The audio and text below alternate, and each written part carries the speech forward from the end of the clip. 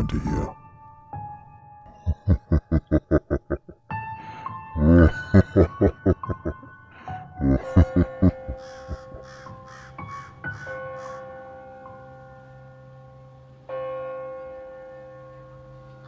To start out, you need a little backstory to show how I got into this situation. When I got out of high school, around 2003, finding a job was difficult, so I took whatever horrible jobs I could to get by. When I found a job cleaning fire and water damage full-time, I was excited to have steady income and start saving. But this quickly turned into a nightmare that I had to endure for almost 2 years. The company I worked for put me on my first job, which was a water damage claim where a basement flooded with sewage. So after a few days of work, we finished and it was on to the next job. My boss then called me into his office the next morning and told me about a special crew that he was setting up and asked if I would be the crew leader, supervising 3 other guys that were just hired. I found this strange as I had only been working there a total of around 3 days. But I figured my work ethic was already paying off and I would get a raise. I only made $10 an hour to start. Not only did I not get the raise, but I got no training in the new position, other than a work van with cleaning material and the phone numbers of the 3 new guys that also were hired in to do fire water damage cleanup. My boss told me what tools were best to use and what cleaning products to use to sanitize, along with where everything was located in the van, with hazmat suits and respirators. But he was vague about what kind of things I would clean up. He just said the situations were always different and would get detailed instructions each job. He called my position CSC crew leader. The boss told me that I would never have to see the deceased, as the coroner would have the remains gone by the time my crew got there, and to use my logic to determine what needed to be removed from the homes and what could be cleaned. The first job I had in my new position, which the boss told me about when I got into the office, was cleaning up the remains of an elderly man or woman who died in their house and had been laying in a chair. When we arrived, the coroner had me come inside to show me a few things that were considered hazardous material and needed to be removed due to the risk of disease. I guess my boss knew a few people from the county coroner's office, and much of the work came from their recommendations. Not only was the deceased still in the house, but was fully visible to me and the other guy. You could smell the rot through the masks, as the house had no AC and this was mid-June. The coroner was backed up and waiting on additional people to show up to load the body as it was falling apart. I call the body it because I honestly couldn't tell if it was male or female, and was trying not to look too long as it was disturbing. The other 3 guys I worked with handled it well, but 2 got sick from the smell and had to go outside to puke. We all waited outside after the coroner showed us the chair, the fluids that leaked into the carpet, and the basement where the fluids went through the subfloor and puddled on some boxes in the basement. The coroner's support arrived and took the deceased out, and me and the crew started working. After about 5 minutes, weird things started to happen. The first of which was when I began to disassemble the chair. I had removed the back of the chair and was putting it into the special hazmat bags that I was given. Then, the base started to rock when I was about 10 feet away, putting the bag with the back of the chair by the front door. Nobody else was in the same room, as the other guys were in the basement dealing with moving boxes. I brushed it off and took apart the base of the chair as much as I could. When I got it all into the bag, I got a chill at my back and then began feeling sick. I just figured it was the shock of what I was cleaning hitting me and pushed on, even though the chill was strange as I was very hot in full hazmat in June. Next up was removing the carpet and assessing the floor to see if it would be able to be cleaned, or if I had to remove a section of the floor. So I called the boss to ask him, and he told me to pour the special cleaner on the area to soak into the floorboards and it would be fine. So I got it out of the truck where he said it was and brought it inside. When I got inside, all 3 of the guys in the basement were scrambling to get out of the basement, tripping over each other, and all 3 ran outside. When I asked them what was up, all three said there was someone in the cluttered basement and they assumed it was a homeless person or junkie. Detroit has many issues with these kinds of things. I listened at one of the open windows to the basement. It's kind of the first thing we did when we started working. Open any window possible and prop the doors open. So maybe someone got inside then, or possibly before we got there, and was hiding. After listening a few minutes and hearing nothing, me and another of the workers went inside, armed with a mag light and a piece of metal fence post, and searched the basement. Nothing was down there but the footprints of the shoe covers we used. But when we started up the stairs, we heard a horrible, hacking cough from somewhere in the basement. When we looked for it, there was nothing, but the corner of the basement had a bunch of dust stirred up like someone was moving things very recently. That weirded us both out. We called the guys back in, and they got back to the boxes, but all of them kept feeling like they were being touched while throwing away material from the boxes that got fluids on them. I went back to my upstairs job and found that the cleaner I put next to the floorboards was gone, and I started getting frustrated, as it was the only jug I had of this cleaner, and I clearly remember it being set next to the area before the guys ran up the stairs and my attention was redirected. I began to take out trash, figuring I would find it eventually, or the basement guys took it for the floor. And I found it on its side, behind the bag that had the back of the chair. This is impossible. There were like 6 other bags in front of this one, near the front door, and this was a gallon bottle of cleaner. Again, I got a chill, but this one was brought on by what sounded like a whisper that I could not make out the words to. I got on with it, cleaned the floorboards and moved out the trash. Job complete. At night, each member of my crew had a dream about an older man telling us that we are not welcome in his home, touching his belongings, and we need to leave. In my dream, I was alone in his house.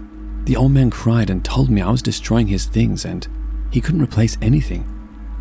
He was trying to push me out of his house, but it was like I was ignoring him. Even when he would push me and scream at me, no reaction from me. He then threw my cleaner into the garbage pile I had made by the front door, exactly where I found it. 2 of the 3 guys in the crew told me their dreams about the old man pushing them as they went through boxes of ruined pictures and other old stuff that needed to be thrown out due to the risk of disease from his fluids. They also said it was like they had no control and were on autopilot. They said they were so sad but couldn't do anything. The thing that got me about the dreams of the other 2 guys was they both said the man was getting so upset that he began violently coughing, and that the man kept grabbing their arms when they would touch boxes or throw things into the trash. Neither of the guys were in the house when me and the other guy heard the coughing from the basement. The guy that went into the basement with me said he had a dream, but all he remembered was waking up sad, like he did something wrong, and had a horrible coughing fit, which might just be a coincidence, but I connected it in my mind as relating to the other dreams. We all talked about it and came to the conclusion that we were all just having a reaction to the situation and it was nothing more than our brains coping with what we had to do.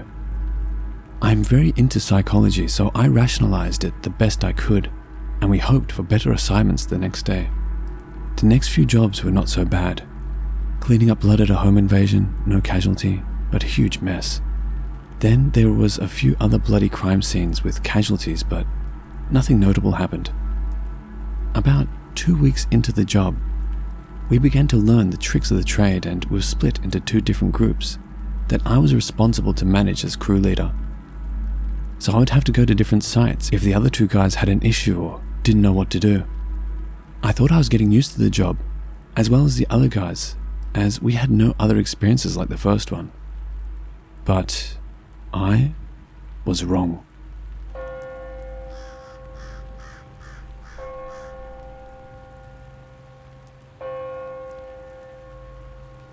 The next job that there was activity was the suicide of a man that was middle-aged. The coroner had already removed the body, but it was a mess. The guy had shot himself with what I think was a large caliber handgun or shotgun, as the spray was everywhere in the basement, in like a second living room. There were skull fragments lodged in the drywall, brain matter all over, and again, he was not found for a bit, so the smell was horrible. The first step in cleaning this was using our backpack vacuum cleaner to suck up all the biomaterial. The coroner told us when we went in that he and his partner were extremely uneasy in the house, and it felt strange. We immediately started getting a claustrophobic, suffocating feeling when we went into the basement as well. To make matters worse, the family of the man had come over and were crying upstairs, but the vacuum noise helped to cancel that out. While I was cleaning, the power to the lights went out, and it was completely pitch black. This was strange because my vacuum was still powered. My crewmate started screaming at this point, so I turned off my vacuum and climbed off my ladder. I thought maybe he had touched a wire to the lights, but when my vacuum unit was turned off, he was still screaming and I could hear things being knocked over. I started fumbling around for my flashlight on my tool belt. I yelled for my friend, asking what was going on, but all I got back was panicked screaming. Then I saw in the pitch black something darker that was moving in my direction, and I will admit, I freaked out. I slipped, trying to back up, still looking in my belt for the flashlight, and found it when my back hit the basement wall. I turned on the light, aimed at the blackest shape I have ever seen, and when my light turned on, I saw the shape of a man wearing a flannel shirt, beard, and an expression like he was about to attack me. Then, it was just gone. My crewmate was behind where the entity was, sitting on the floor, rocking with his hands on his head. When I approached, he picked up his flashlight off the ground and turned it on, then ran up the stairs and outside and threw up. I followed behind him, asking if he was okay and why he was screaming. I thought I just imagined the entity in the man because his screaming scared me, but he told me that he was scrubbing the wall and felt something pulling on something in his tool belt. He thought it was me, but when he turned around, the lights went out, and he was engulfed by what he said was like dark smoke. He immediately could not breathe and was struggling to move. He managed to pull his flashlight out, but it was knocked out of his hand like his wrist was grabbed with force, and he managed to scream. When he screamed, trinkets started falling off an entertainment center that was about 3 feet to his side, and the black smoke moved back. But he was so close to passing out from exertion. He also said he lost hearing and didn't know that any noise came out when he started screaming, and that the stuff falling off the shelves was landing on him. That's why he was covering his head. He said it felt like a weight was lifted off him when the dark smoke backed up, but he felt sick right away, and the light from my flashlight made the sick feeling increase.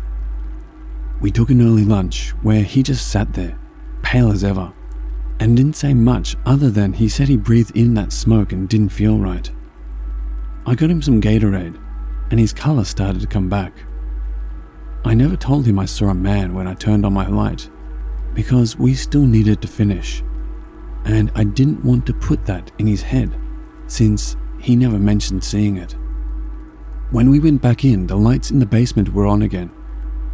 Half the things that fell from the shelves were back on the entertainment center, and the TV was on baseball.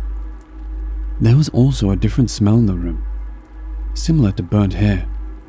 My worker stayed a half hour, got sick again and went home for the day, leaving me to finish alone, which I didn't want to do, but had to as the other guys had their own job. After cleaning up everything with my vacuum, I began scrubbing the old blood, which is hard after it congeals. Mix in brain matter, and it is like glue, even with cleaner. While I was finishing up, I kept seeing the shape of a person always in the side of my vision.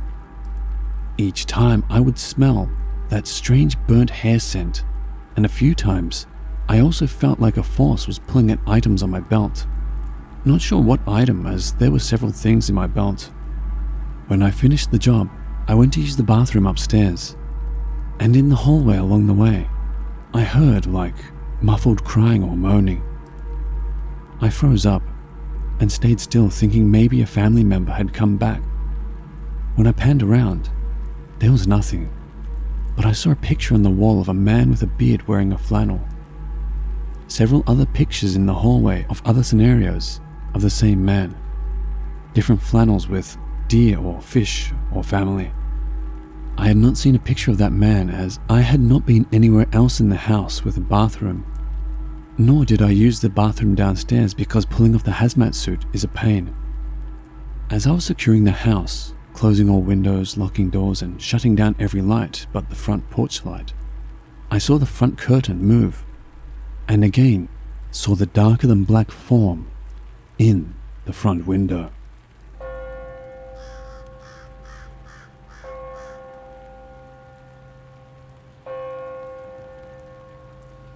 The last experience I will share in this thread happened mid-July in a very bad area in Detroit.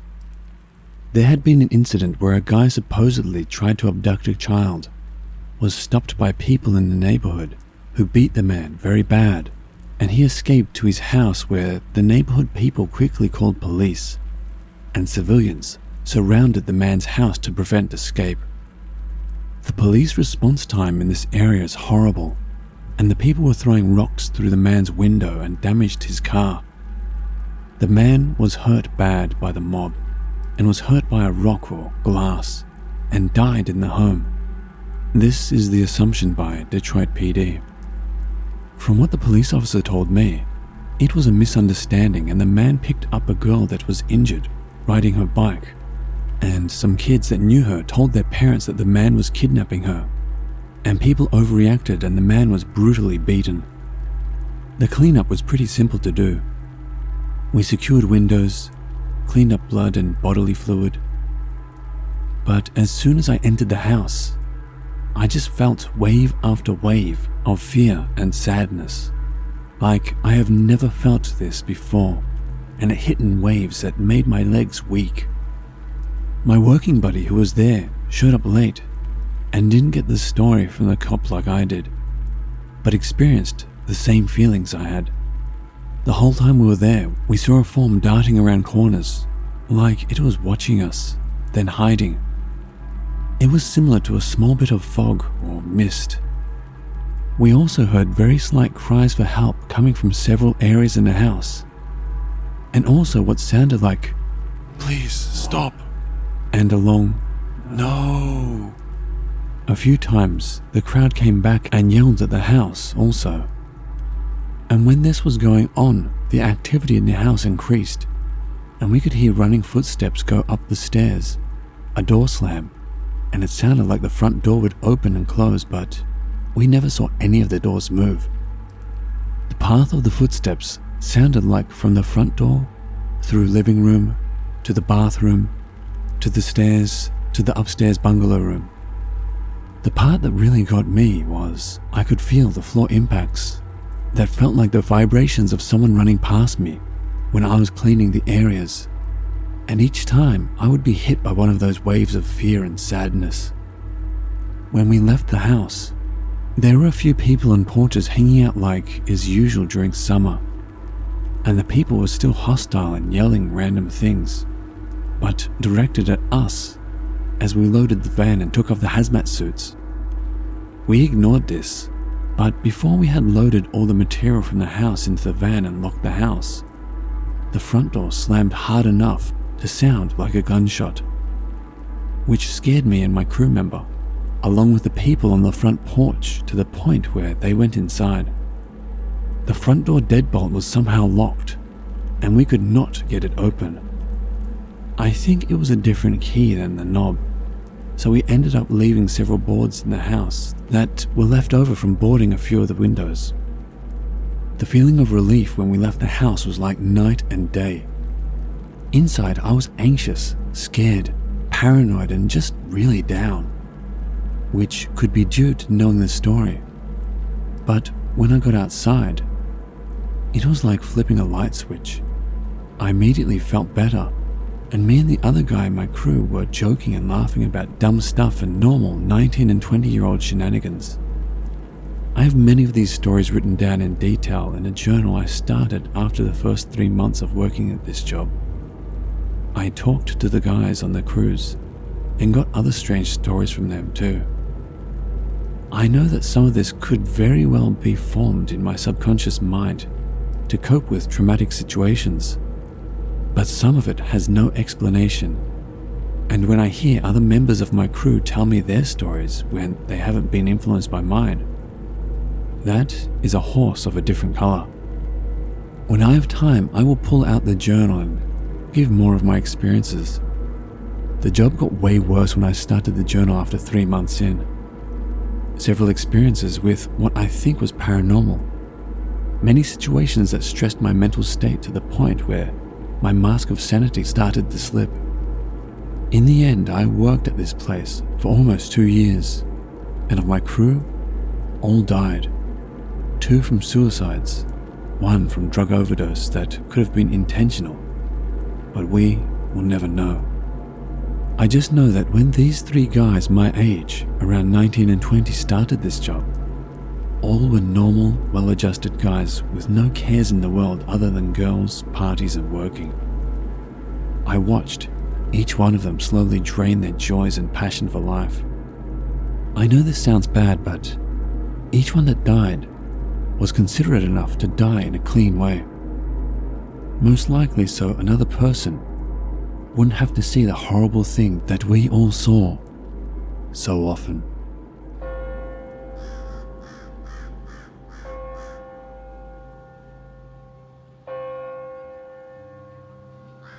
Hello watchers and listeners, thank you so much for watching. As always, a big thank you to all of the Reddit users who kindly allowed me to use their stories. If you want to help support this channel, you will find links to both my Patreon and my Teespring store in the description below, so feel free to have a look. And the biggest thank you to all of you who continue to support me. I truly do appreciate it. And remember, Papa loves